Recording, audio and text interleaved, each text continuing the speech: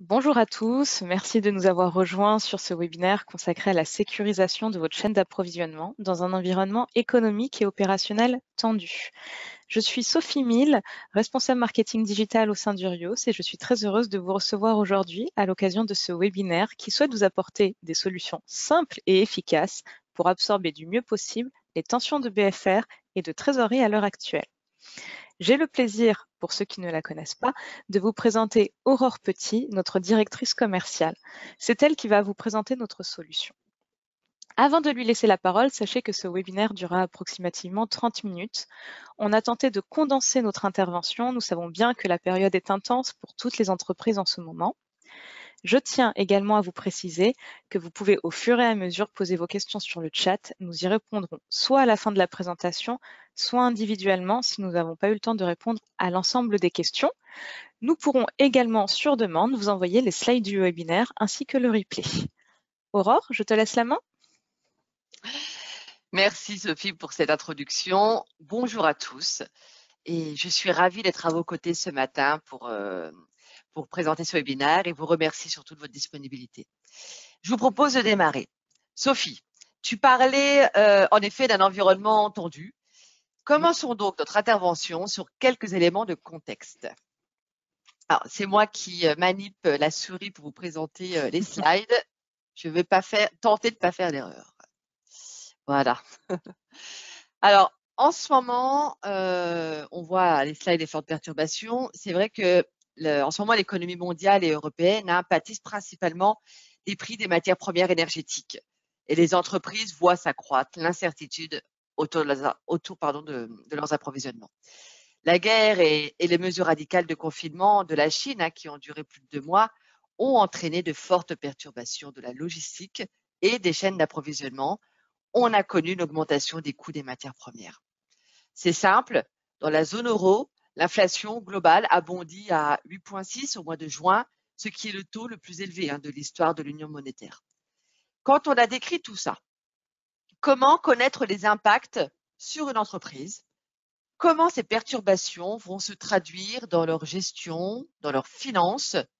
Et surtout, et c'est ce qui va nous intéresser à travers ce webinaire, c'est comment ces entreprises peuvent-elles y remédier à ces fortes perturbations? Alors, pour mesurer, je vais passer, voilà, pour mesurer ces impacts, on les a appelés les impacts conjoncturels, forcément, je vous propose de faire simple. On va décrire ensemble un cycle d'exploitation d'une entreprise industrielle.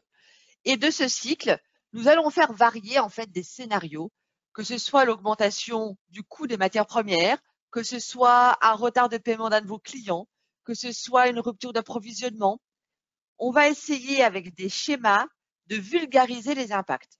Je ne suis pas là pour vous faire un cours de finance, vous serez bien sûr mieux placé que moi sur le sujet. Le but, c'est de connaître les points de douleur et de mettre en face une solution pour y remédier. Voilà.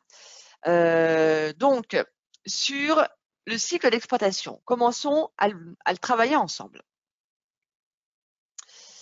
Alors, ça va être quoi mes données de départ? Très simple.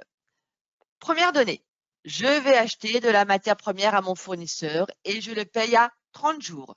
Vous voyez à l'écran apparaître le crédit fournisseur.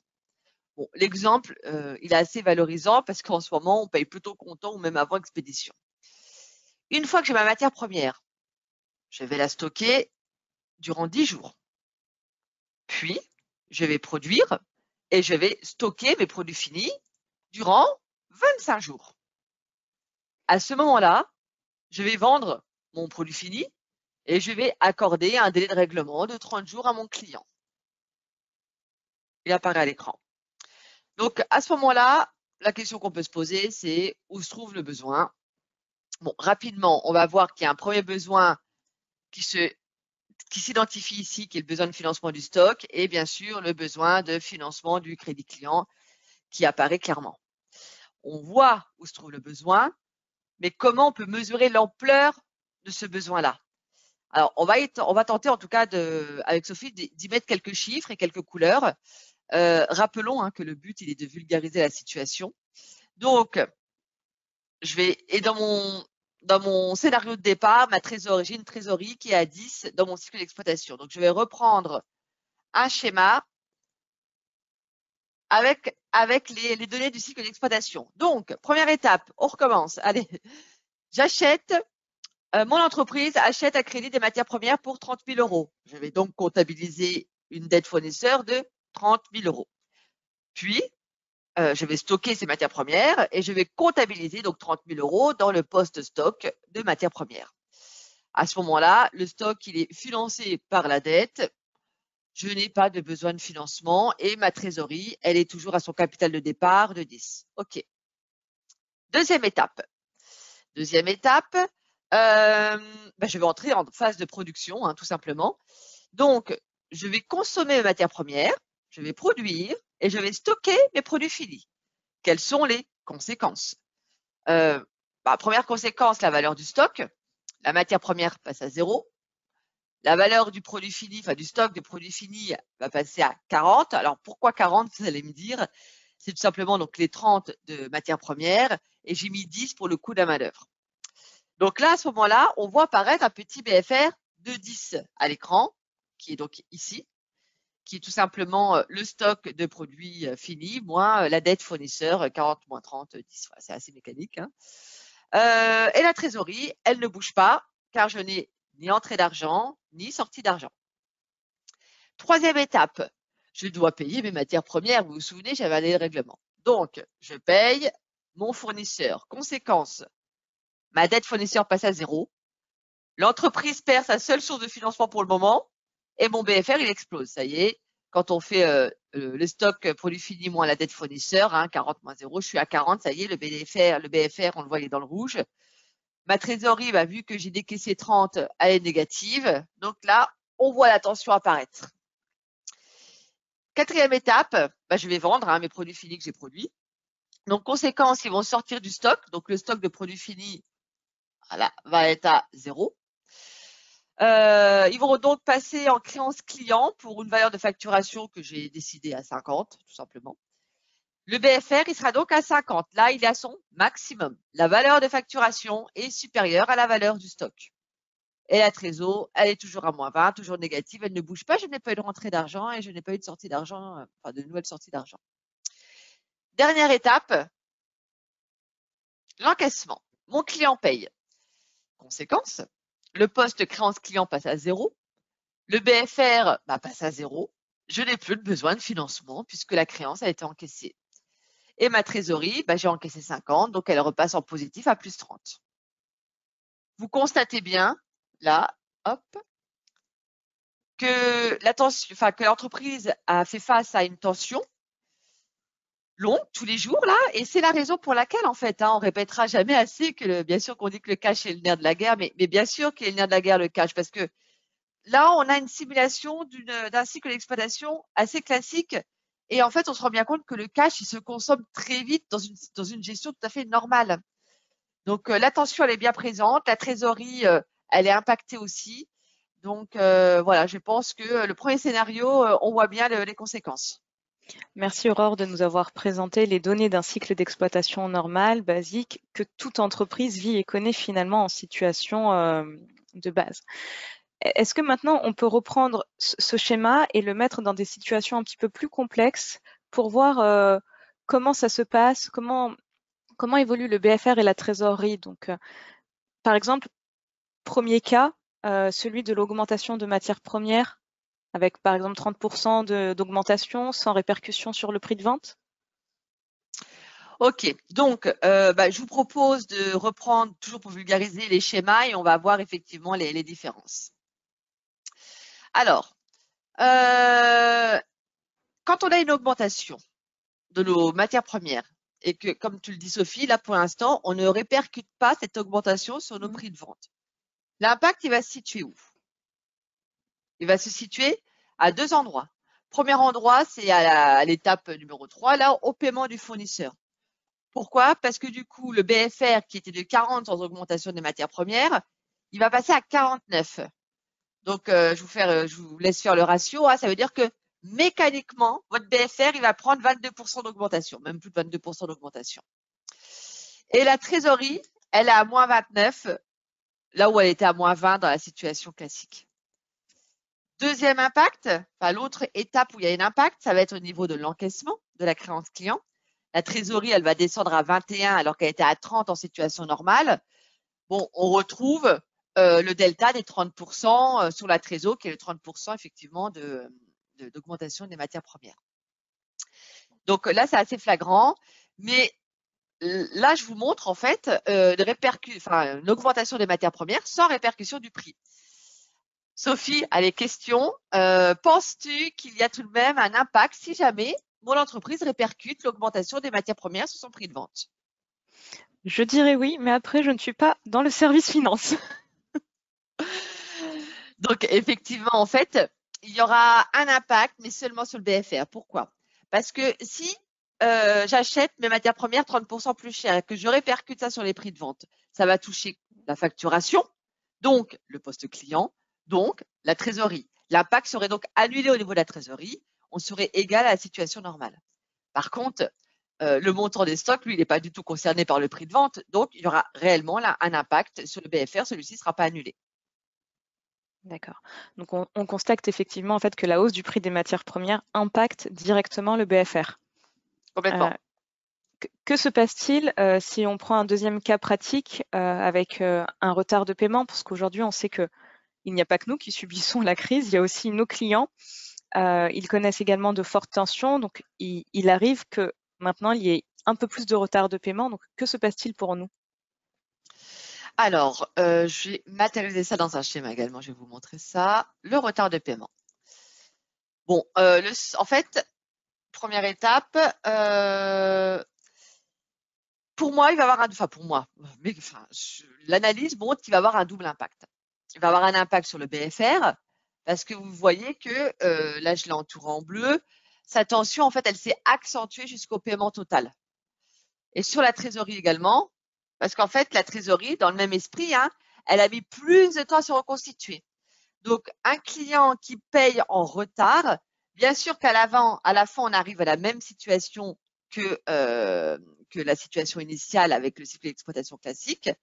C'est juste que la conséquence de ce retard de paiement fait que on subit cette tension plus longtemps. Voilà, ça s'accentue. Donc, il faut trouver des solutions pour essayer de raccourcir ça. On entend aussi parler en ce moment d'un cas un petit peu particulier qui est les ruptures d'approvisionnement des matières premières. Les entreprises ne peuvent pas produire, elles ne peuvent pas facturer, elles ne peuvent pas encaisser. Donc, que se passe-t-il dans ce cas au niveau du BFR et de la trésorerie? Je vais vous montrer, hein, mais juste pour en parler comme ça, il y a effectivement différents impacts. Premier impact, mon entreprise, elle se retrouve quand même avec un stock sur les bras qui tourne pas. Donc, on va avoir un impact sur les stocks. Deuxième impact, je vais me retrouver avec un BFR de longue durée. Donc, impact sur le BFR. Puis, puisque je facture pas, je vais avoir un impact sur le chiffre d'affaires. Et conséquence, comme je facture pas, je vais pas encaisser. Donc, je vais avoir un impact sur la trésor. Donc, dit comme ça, moi, je vois en tout cas 4 impacts. Et on va voir comment ça se matérialise en tout cas sur le slide. Donc, dans cette situation qui est particulière, hein, effectivement, de la rupture, on va dire que je vais acheter moins. Voilà. Dans nos cas, on avait dit j'achetais 30 de matières premières. Là, je ne peux pas acheter tout ce dont j'ai besoin, il y a une pénurie. Donc, je vais acheter moins. J'achète 20 au lieu de 30. Et comme je ne produis pas, car il me manque de la matière, le stock de produits finis, il est bien à 0. Mais je suis obligée de payer quand même ma matière première, mes 20 matières premières là. Donc, j'ai décaissé sans rien produire, sans rien vendre. Donc, on voit bien dans ce schéma que la tension, elle est continue. En fait, elle est sans fin. Elle ne s'arrête pas. Voilà, on va dire qu'elle est sans fin. Pourquoi? Parce que je ne produis pas, parce que je ne vends pas. Tout simplement. Et Aurore, que se passe-t-il au niveau de la marge? Je crois que tu n'en as pas parlé là. Oui, bonne question, Sophie. Donc, je ne suis pas allée sur ce niveau de détail-là, hein, sur la marge. Mais naturellement, toutes ces simulations ont un impact sur la marge, à la baisse, bien sûr. Et qui dit une baisse de marge, dit également une conséquence directe sur l'analyse de risque de l'entreprise. Donc, on l'a pas abordée ici, mais elle est complètement présente dans la réalité, complètement. Alors, merci Aurore pour ces 3 exemples. On voit bien les conséquences plus ou moins fortes sur le BFR et la trésorerie. Tu nous as montré les points de douleur les plus courants actuellement, ce que rencontrent en tout cas nos clients et ce que nous remontent aussi nos prospects. Euh, et quelles questions en fait pouvons-nous nous poser pour sortir la tête de l'eau? Y a-t-il autre chose à voir actuellement? Disons que les questions à se poser, ça va dépendre de la casquette qu'on prend. D'ailleurs, je vais vous montrer comment j'ai rédigé ça sur le slide. En fait, tout va dépendre si je me positionne en tant que fournisseur ou si je me positionne en tant qu'acheteur. Donc, en tant que fournisseur, bien sûr que les questions à se poser pour essayer d'avoir un peu de visibilité, ça va être comment je peux sécuriser mes ventes et mon chiffre d'affaires. Bon, vous allez me dire que c'est quand même la question, on va dire, le b.a.-ba qu'on se pose en temps normal, hein, mais on se la pose encore plus dans ces difficultés conjoncturelles. Comment je peux réduire l'exposition au risque de défaillance de mon acheteur? Comment je vais améliorer mon DSO et réduire le poids de mon poste client? On voit bien que c'était un impact important tout au début du cycle d'exploitation.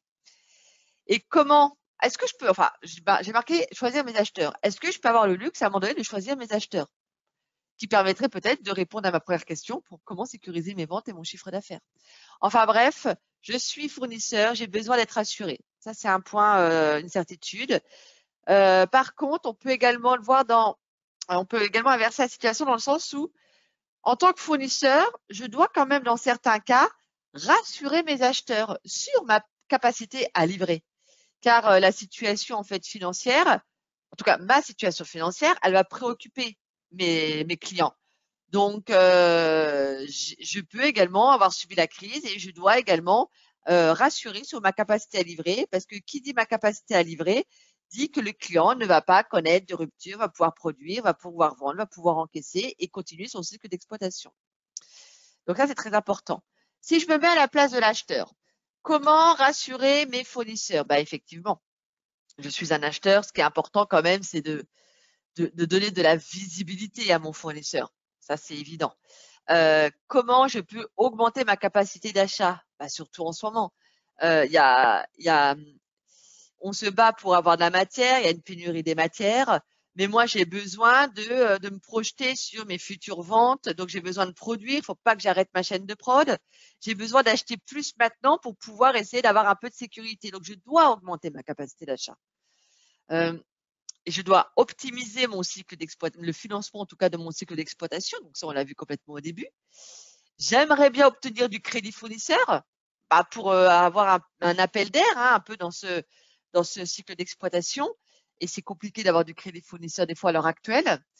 Et surtout, on parlait un petit peu des fois de bataille pour récupérer la matière première, mais c'est un peu ça, c'est comment mettre en avant ma bonne qualité d'acheteur pour être traité en priorité en fait par mes fournisseurs.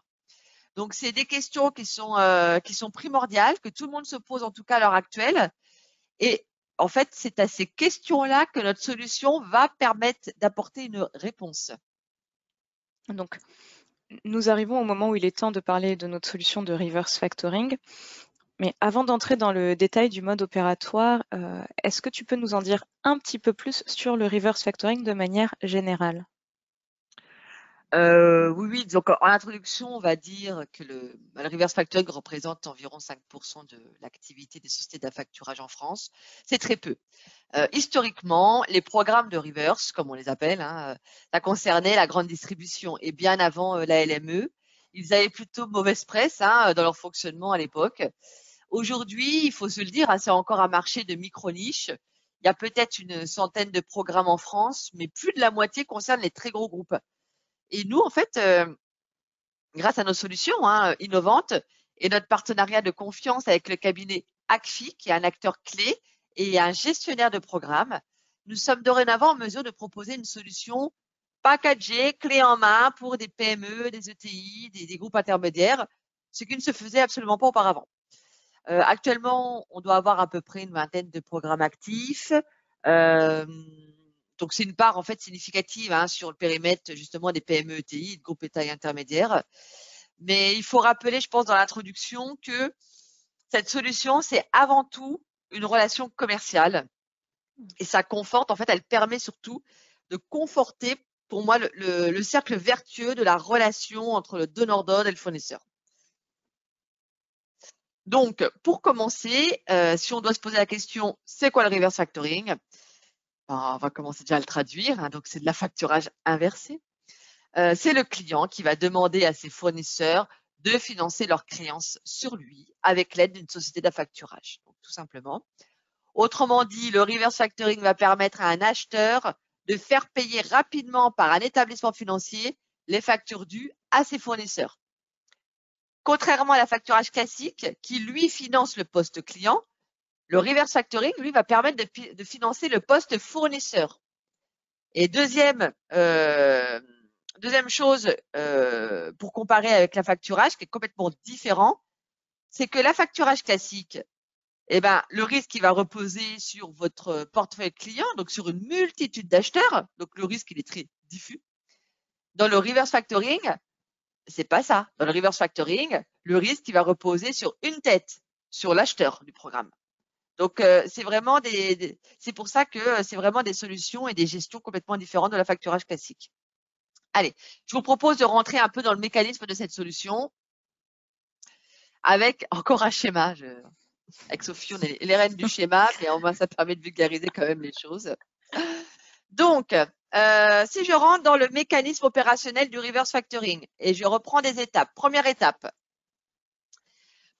je suis un acheteur, je dois mettre en place une étude reverse garantie sur mon entreprise au profit du financier afin de le garantir contre mon propre risque de défaillance. OK? D'où l'intervention du cabinet Urios par l'intermédiaire de l'assureur AIG. Nous portons la garantie sur l'acheteur pour en faire bénéficier l'établissement financier en cas de défaillance de l'acheteur. OK? À ce moment-là, l'acheteur a sa garantie, il va passer commande auprès de son fournisseur. Deuxième étape, le fournisseur va transmettre ses factures à l'acheteur. Troisième étape, les factures vont être validées par l'acheteur. Elles seront envoyées sur une plateforme web. Là, il faut imaginer au milieu un outil, donc une plateforme web. Les factures vont être envoyées par l'acheteur au financier. Alors, ce qui est important, si on s'attarde un petit peu sur l'étape là, toute facture validée par l'acheteur est irrévocable. C'est très sécurisant pour le fournisseur. Il n'y a pas de litige possible. L'acheteur et le fournisseur peuvent aussi choisir les factures à faire rentrer dans le programme. Il n'y a pas d'exclusivité de facture, comme on dit. OK? Autre étape, on souhaite la quatrième. Donc, à ce moment-là, c'est l'étape du financier. Il doit payer les fournisseurs. Donc, il va les payer soit avant échéance, sous réserve d'un escompte par exemple, ou à échéance, tout simplement, à échéance convenue. Alors, la date la plus courte, parce que nous, on nous l'avait posé en rendez-vous sur avant échéance, la date la plus courte pour pouvoir payer le fournisseur, c'est la validation de la créance, tout simplement. Donc, ça peut être très tôt. Le système, grâce à cette plateforme aussi, et grâce à nos partenaires Acfi, ce système est très modulable. Les stratégies, elles peuvent être ajustées en fonction des besoins. Vous n'êtes pas obligé d'arrêter un process fixe avec un financier. Vous n'êtes pas obligé de dire ce financier, il va me payer à X jours sous réserve de X% d'escompte. Vous pouvez le dire pour une période définie, pour certaines factures, et pouvoir le modifier naturellement dans votre outil pour d'autres périodes, d'autres factures. C'est très modulable. Et la dernière étape, qui revient à l'acheteur cette fois-ci, il faut bien que l'acheteur, lui, il rembourse le financier. Et donc, c'est à ce moment-là que également le programme prend tout son intérêt, parce que l'acheteur, il va pouvoir bénéficier d'un délai supplémentaire de 60 jours pour payer le fournisseur, le financier, pardon. Donc, c'est très important et c'est tout le but du programme, c'est de pouvoir utiliser 60 jours supplémentaires pour pouvoir rembourser le financier. Le donneur d'ordre, donc l'acheteur, il a vraiment la faculté de piloter son programme. Il faut pas oublier ce que je disais en introduction de la solution. Je parlais de cercle vertueux entre donneur d'ordre et fournisseur, mais c'est vraiment ça. C'est vraiment une relation gagnant-gagnant. C'est vraiment une relation commerciale plus qu'une relation financière.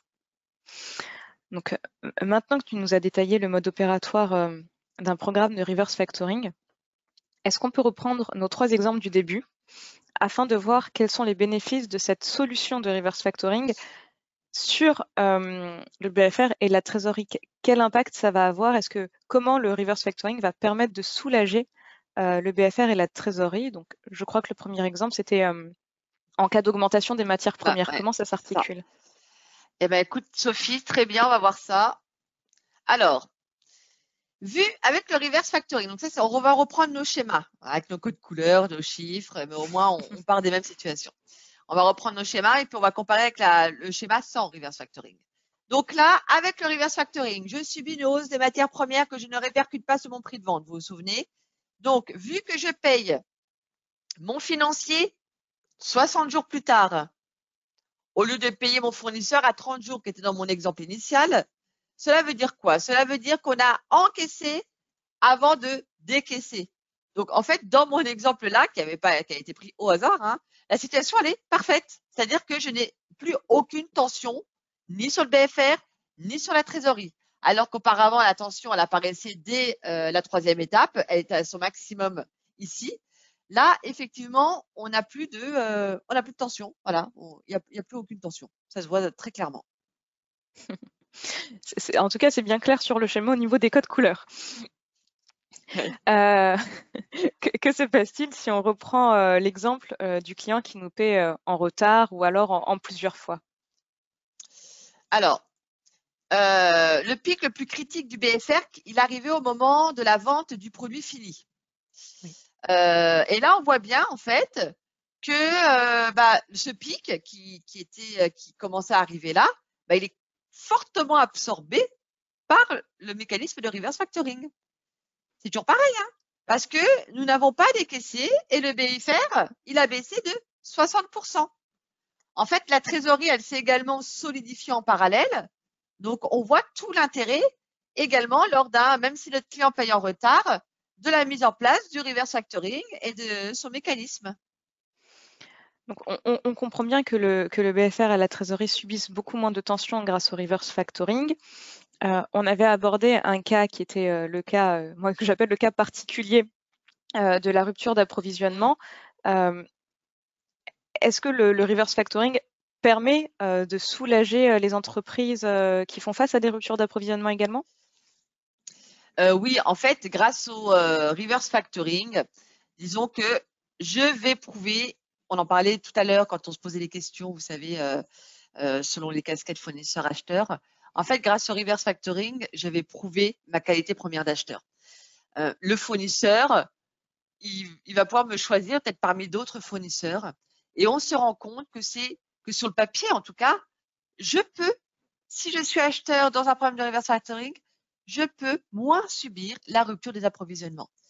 Je vais en subir, mais je vais pouvoir peut-être acheter des compléments de matières premières.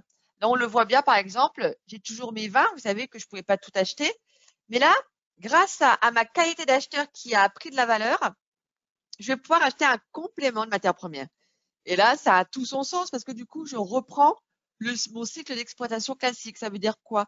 Ça veut dire que je peux produire, je peux facturer, je peux encaisser et tout ça tout en décaissant plus tardivement en tout cas pour rembourser le financier. Donc, sans reverse factoring, ma tension de BFR, elle était longue et sans fin. Avec le reverse factoring, elle a une deadline en fait, cette tension. Et dans mon exemple, elle dure une vingtaine de jours. Donc, c'est encore une fois bien absorbé complètement. Donc, on a bien vu sur nos schémas, donc on a quand même vulgarisé la mise en place du reverse factoring. On voit bien que ça permet d'alléger, voire parfois de supprimer certaines tensions sur le BFR et la trésorerie. En tout cas, dans le cas de la crise actuelle que nous vivons, Urios, avec son partenaire Acfi, proposait déjà la solution de reverse factoring avant cette crise. Dans quel cas les entreprises étaient amenées à l'utiliser? Oui. Alors du coup, c'était plutôt dans ce qu'on va appeler les impacts structurels.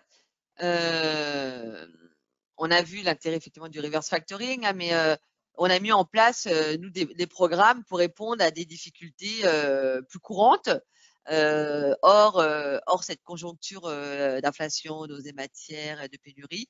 Alors là, j'ai mis dans le slide quelques exemples de raisons pour lesquelles les entreprises faisaient appel au reverse factoring. Donc, on a su absorber les tensions quand il y a des fortes saisonnalités. Donc, c'est principes. On a vu ça, nous, principalement dans le textile, dans l'agro, par exemple. Ça peut être également les difficultés quand les industries, en fait, elles ont un cycle long de fabrication. On le voit dans l'aéronautique, l'automobile. On l'a vu également aussi sur la gestion des process de facturation. Quand on a des circuits de facturation complexes ou des difficultés de règlement qui sont courtes, comme dans le bâtiment, transport ou des grands donneurs d'ordre, il y a tout son intérêt effectivement à mettre en place le reverse. Les entreprises qui ont des stocks très importants, hein, bon ça reste le b.a.-ba, la gestion des stocks. Donc ça j'ai mon exemple des grossistes entre autres. Mais il faut pas oublier aussi, on a mis en place nous pour des entreprises exportatrices parce qu'elles subissent en fait des délais de paiement qui sont allongés, donc ça permet de diminuer un petit peu les tensions. Donc si je reprends, j'avais pris deux exemples, une entreprise dans le retail et une entreprise en fait dans l'environnement pour vous montrer un petit peu leur situation, leurs attentes et qu'est-ce qu'elles ont trouvé dans la mise en place d'un tel programme. Donc, on va prendre par exemple le premier exemple qui doit être l'entreprise dans le retail. OK. Donc, une entreprise, voilà, un chiffre d'affaires de plus de 100 millions d'euros, qui a connu des difficultés. Hein, elle a été en redressement judiciaire. Et après, ça a suivi par une période de Covid. Cette société avait des magasins, donc elle n'a pas facturé, pas de chiffre d'affaires pendant plusieurs mois. Donc, ses besoins, ils étaient assez simples. Hein. Il a fallu reconstituer des stocks parce que elle doit acheter beaucoup de stocks pour pouvoir les vendre beaucoup plus tard. Donc, forte saisonnalité. C'était un exemple qu'on avait cité dans le slide précédent. Et son besoin aussi qui était très important, dû à son redressement judiciaire, elle avait besoin de rassurer ses fournisseurs. Le programme, il a permis de répondre complètement à ses attentes. Avec le délai légal supplémentaire, en fait, il a vraiment utilisé cet encours et pour vous dire, il a tourné même 3 fois, ce qui a permis d'avoir des délais, en fait, comme je le marque dans le slide, hein, des délais très cohérents avec la rotation des stocks. Ça a permis également de rassurer les fournisseurs sur différents points. Premier point, parce qu'il y avait un financier de référence acteur du programme. Donc, c'est sûr qu'en termes de confiance, ça rassure les financiers. Et le fait, je vous ai parlé de la modularité. Vous savez, quand on parlait un petit peu de la plateforme, dans le mécanisme de la solution, le choix de paiement rapide, à échéance, les escomptes, et cette modularité qu'on peut faire sur chaque fournisseur, ça a été très apprécié des deux côtés, de l'acheteur et des fournisseurs. Donc, en fait, le programme, il a répondu vraiment à 100% aux attentes de notre client. Si je me penche sur un autre cas, complètement différent celui-ci, hein, c'était une société qui faisait une vingtaine de millions de chiffre d'affaires, très forte croissance. C'était vraiment le besoin du BFR, très forte croissance. Et en plus, elle a dû connaître en fait un changement de business model. Avant, l'entreprise, elle se faisait payer en direct par des clients sans délai. Hein, et après, changement de business model, elle se fait payer en percevant des subventions étatiques qui sont payées à différents délais de plusieurs mois, entre 3 et 6 mois souvent. Et deuxième attente, c'était ses fournisseurs, c'est-à-dire que je vous ai dit que l'acheteur était en forte croissance, mais du coup, ses fournisseurs stratégiques ont connu cette même forte croissance aussi. Donc, il fallait les rassurer, les sécuriser également. Donc, ce besoin, le besoin, il était d'une part de financer cette hausse du BFR, hein, et d'autre part de fidéliser les fournisseurs. Donc, la réponse du programme, écoutez, le délai supplémentaire, il a permis de gérer une partie, en tout cas, des délais liés aux subventions. Donc, ça, c'était rempli. Et concernant les fournisseurs, il y a différents points qui ont permis de les rassurer. Hein, c'est-à-dire que l'offre, elle est tellement modulable, elle est très agile, donc ça a été apprécié de tous, surtout pour des petites structures ou des PME en tout cas. Le fait d'avoir des paiements anticipés avec escompte pour les fournisseurs, ça a permis de les sécuriser, hein, de jouer sur leur trésor à eux. Donc, c'était vraiment pas négligeable pour eux. Ils ont apprécié. Par rapport à l'acheteur, ça a prouvé sa qualité première d'acheteur dont je parlais tout à l'heure, hein, parce que c'est un argument de différenciation important pour les fournisseurs. Et c'est vrai que, alors ça c'est le premier point, oui, notre client nous a dit que lui ce qu'il a apprécié, que c'était pas un emprunt classique. Et effectivement, on n'en parle peut-être pas assez, mais c'est le fait de financer le BFR, d'avoir une ligne de financement à travers cette solution-là, c'est pas négligeable, effectivement. Merci Aurore. La présentation sur le reverse factoring touche à sa fin. J'ai pu noter tout au long de ta présentation quelques questions. Je te propose, je les pose et tu y réponds. Ok. Alors, la première question que j'ai notée, c'est quel est le délai de mise en place d'une solution de reverse factoring? J'ai envie de vous dire, ça dépend du donneur d'ordre, hein, de l'acheteur, de sa maturité du projet, de l'enrôlement de ses fournisseurs. Allez, on va dire que si les planètes sont alignées, le délai minimum pour mettre en place ça, 1 mois et demi, 2 mois, je dirais. D'accord. Est-ce que le délai supérieur de 60 jours entre dans la LME? Oui, c'est un délai supplémentaire, légal, hein. En fait, il s'agit d'un deuxième flux d'affaires. L'acheteur, son créancier n'est plus le fournisseur, mais c'est le financier. Donc, dans mon flux, dans ma relation d'affaires avec mon créancier, je le paye un maximum de 60 jours, je respecte complètement la LME, il n'y a pas de souci. Et c'est une question très, très intéressante parce que il y a même des programmes qui sont mis en place par des entreprises qui ont des process un petit peu lourds au niveau de la facturation ou autre. Et donc, du coup, ils ont justement mis en place ces programmes-là pour sécuriser les délais de LME, pour même se prémunir d'un risque d'amende des GCCF, par exemple, et du risque d'image. Donc, ce délai de 60 jours est très intéressant. Alors, ensuite, quand a lieu le transfert de propriété pour le fournisseur? Question juridique. Donc, effectivement, nous ne sommes pas rentrés dans ce niveau de détail. Si vous avez des questions très opérationnelles ou juridiques comme celle-ci, n'hésitez pas à reprendre contact avec Sophie et moi. On pourra en parler lors d'un entretien individuel. Mais je vais répondre, je vous rassure quand même à la question. Allez, le fournisseur, il vend ses marchandises quand s'opère le transfert de propriété. Le transfert de propriété va s'opérer au moment où le financier va le payer, tout simplement. On parle de subrogation, si vous voulez vraiment le terme juridique, de quittance subrogative permanente. Alors, j'ai une petite question, mais je pense que tu vas nous la clarifier très vite. Tu as beaucoup parlé de plateformes et d'outils pour la mise en place de la solution de reverse factoring, notamment pour envoyer les factures aux financiers. On demande si c'est un outil ou un logiciel qu'il faut installer. Oui, effectivement, bonne question. Donc, je vous rassure, c'est du SaaS, c'est Software as a Service. Voyez ça comme un portail. C'est un portail, en fait, où vont être partagées des informations entre l'acheteur, le fournisseur, le financier. C'est un échange, on va visualiser les données et ça va être l'outil du programme. Mais ça reste du SaaS, donc il n'y a rien installé chez vous. Alors, je vois que le temps passe. Je vais prendre juste 2 dernières questions. Y a-t-il un intérêt de ne pas prendre son partenaire financier déjà en place?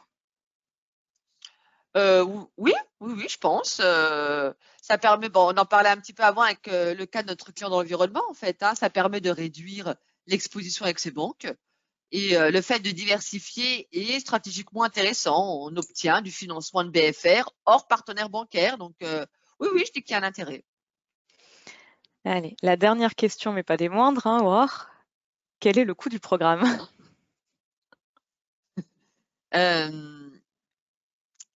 Il est variable. En fait, il est variable. Vous allez comprendre pourquoi il est variable, hein, parce que ça va vraiment dépendre de 2 éléments hyper importants et qui vont faire toute la différence entre les 2 acheteurs du programme. Premier élément très important qui va également déterminer le budget de ce programme-là, ça va être la position de risque de l'acheteur. N'oubliez pas que pour mettre en place un programme de reverse factoring, on va mettre en place une garantie sur l'acheteur. Donc là, on reste dans des interprétations et des appréciations très traditionnelles du risque. Donc tout va dépendre de l'analyse de risque sur l'acheteur. Un acheteur qui a une situation financière un peu plus risquée, bah, c'est sûr qu'il peut voir un taux de programme en tout cas un peu plus important que d'autres. Donc premier élément, ça va être la position de risque de l'acheteur. Et deuxième élément, pareil, hein, qui diffère d'un acheteur à l'autre, ça va être sa volumétrie des achats. Plus l'encours va tourner, plus ça va permettre de réaliser des achats, plus ça va venir, plus le programme va être hyper intéressant. Donc c'est deux aléas hyper importants et qui peuvent vraiment fixer des tarifications différentes. Alors, et je peux vous dire aussi, pour tenter de répondre en tout cas à la question, si jamais vous avez un coût de programme qui représente 1,5 par exemple du chiffre d'achat estimé, bah dites-vous que la différence entre ce taux et le taux d'escompte appliqué au fournisseur sera du gain pour vous. Voilà. Je vais y répondre comme ça pour cette question. Je te remercie, Aurore. Nous allons arrêter la présentation. Si vous avez d'autres questions, n'hésitez pas à nous envoyer des emails. Nous nous ferons un plaisir d'y répondre. Vous pourrez très bien faire aussi un rendez-vous avec Aurore qui pourra vous expliquer plus en détail la solution de reverse factoring, en tout cas pour votre entreprise et l'avantage que ça pourrait être pour votre entreprise. Donc n'hésitez pas. Et si vous voulez avoir le replay ou les slides, je vous laisserai m'envoyer un email. Voilà. Nous vous souhaitons en tout cas une très bonne journée. Merci à tous. Bonne journée à tous. Au revoir. Au revoir.